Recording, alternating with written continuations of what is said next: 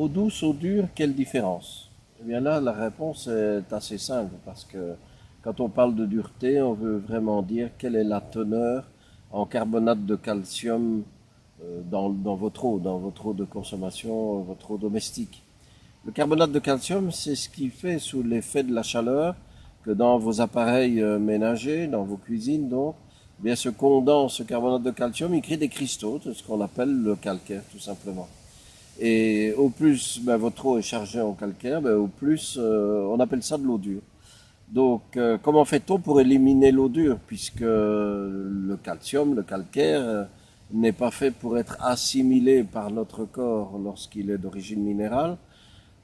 Tout simplement, on vous propose depuis plus de 50 ans, je crois, des adoucisseurs d'eau avec des sels de soude qui font qu'on dissout, donc on empêche la formation des cristaux de calcaire dans vos appareils.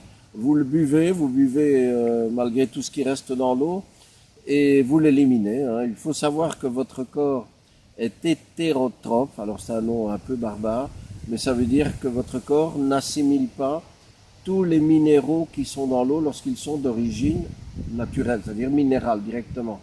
En réalité, votre corps ne peut qu'accepter les minéraux qui sont d'origine végétale, c'est-à-dire les minéraux que les végétaux ont eux-mêmes assimilés. Et lorsque vous absorbez, vous mangez ces végétaux, eh bien là, vous assimilez vraiment les minéraux d'origine végétale.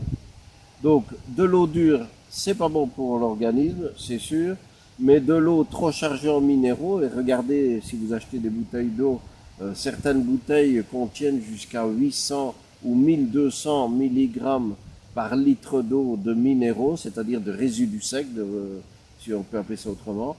Ces résidus secs sont nocifs parce que vous les stockez et vous les éliminez. Et donc, vous les stockez où?